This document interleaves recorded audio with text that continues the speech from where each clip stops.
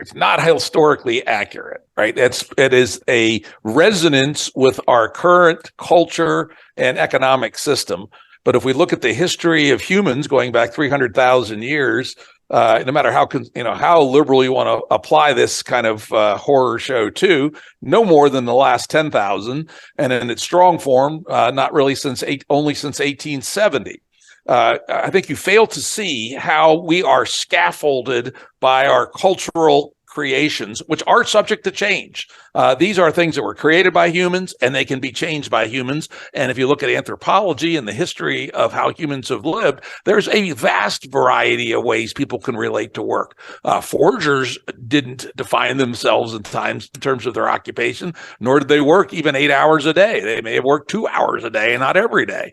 So I think this is very, very common for people to not see the institutional structures that are holding us in our box. And I call it the gateway drug to game B, is to realize this is just shit that came along, it emerged, it's a frozen accident of history, and like all such frozen accidents, it's changeable.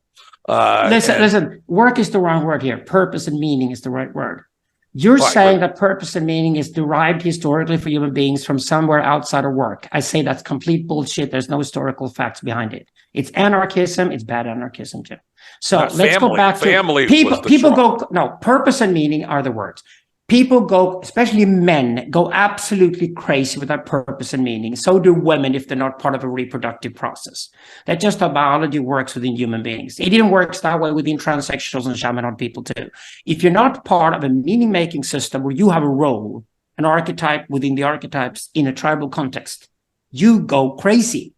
That's what we mean with people going mad. Well, I agree. I don't think we disagree about that. Yeah, it doesn't have to be work. It doesn't have to be industrialized. It doesn't have to be soul crushing. Jim, for you, it doesn't have to be work. But don't be so megalomaniac you think you're the standard for humanity. For the vast majority of people who are not shaman, Jim, for them, this is total rubbish, what you're saying. It's right not now, within the current social context, that is true. They've been programmed that way, right? But we'll see. But it's possible to have humans This is precisely why I'm not an anarchist, because I don't think anarchism is relevant to humanity as a whole. Well, but let's just imagine for a second, just taking Jim's point for a second. Let's just imagine that that all productivity is taken over by AI, and we're left to be these sort of fucking monks enjoying life and enjoying family. What we actually are economically are just the consumption class. We're pure consumers, and then we think about, okay, what would our life be like consuming these optimized nuggets of product? Because they're each now optimized for our particular jouissance. They have our synaptic shortcuts dialed in. So what is social life like at that point? And, and then we could start thinking about, what that is, but we have to think of it as a life of consumption, because without consumption, then we're really in fantasy land. But what AI is there to do is to take over the production and drive us into pure consumership. So what is life like?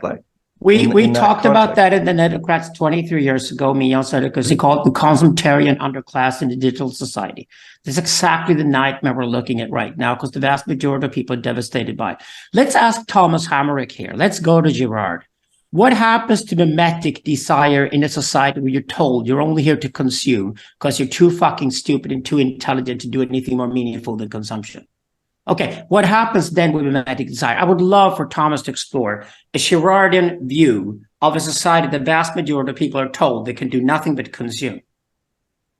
Yeah.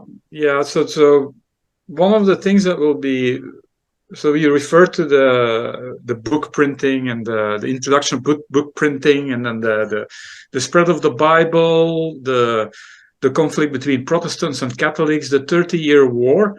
So that's what happens basically when you drastically change the network structure of the world. So you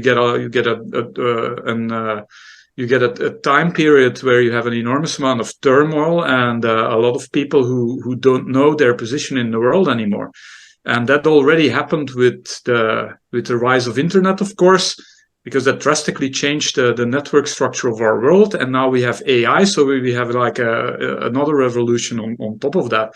So it will be very interesting to see how the change in the network structure, and then maybe also the the shift to a economy that is maybe more geared towards play than towards consumption, it will be indeed very interesting to see what comes out of that.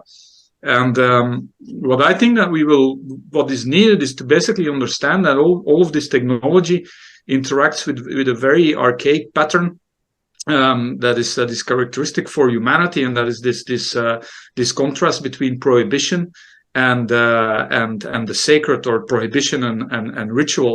And what I see in this current age is that there is an enormous confusion between prohibition and between ritual. People don't know anymore whether they are in the ordinary time. And Ebert, you might criticize me for the use of the word time. But so are we in time of prohibition, or are we in time of ritual? So that used to be extremely well regulated. Now we are in time of prohibition. That means no sexuality. That means no intoxication. And then suddenly you are in a ritual time where sexuality is brought in, transgression is brought in, violence, intoxication. And these two time periods, they were very, very well differentiated. And that has completely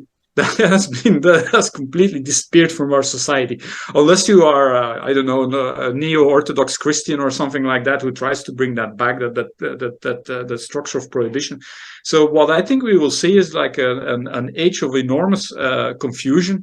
And like the fentanyl epidemic in America is a very good symptom of this confusion between ritual and prohibition time. So if you are an addict like that, so if you use fentanyl all the time, or something even more more exotic or more spectacular, so you are living in this ritual time all of the time, and that leads to great disasters. So there's an interplay of a lot of different things, new types of networks. Then also technologies that run on these networks. So we will have deep fakes, we will have conversations that are really created by AI, and they play on our primary emotions, on our mimetic nature, and all of that network structure clashes with our archaic structure. So that'll be an interesting show to watch. And what I do see is that, I agree with Alexander that we should not underestimate the chaos and the turmoil that we are going to face, and there's not going to be an easy solution. But I do also see the point of Jim Rutt, that there are a lot of people who are starting to understand that there is something going on there, that we need to kind of go back to a certain structure that is based on these on how humans are structured internally, anthropologically, that is prohibition and ritual. And there are people who provide prohibitions, all of this men's work and, Wim Hof and what have you, and people who provide rituals. And they are attracting more and more attention and attracting more and more, a larger and larger part of the economy. And I think that is a very interesting evolution.